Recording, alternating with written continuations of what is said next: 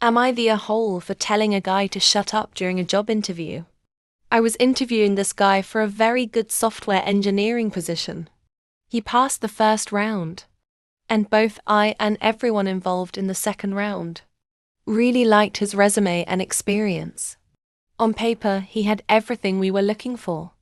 And honestly, this looked like a life-changing opportunity for him.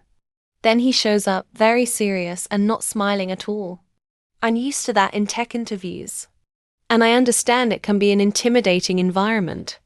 We did a round of introductions. And then he opened the interview by saying, "Let me tell you a little bit about myself." We said, "Okay, go for it." He started talking about his personal and professional background. After about 3 minutes, I jumped in to ask a follow-up question based on something he mentioned. He replied, "I will answer. Just give me a moment," and continued talking. A coworker jumped in with another question, and he said the same thing to her. At this point, we were kind of looking at each other, but decided to let him continue and give him the benefit of the doubt.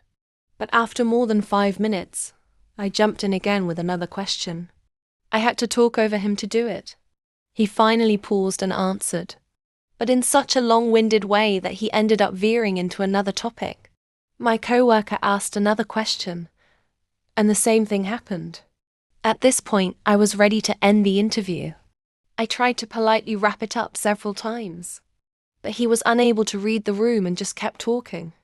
I finally raised my voice slightly and said something like, "Thank you very much for sharing your background.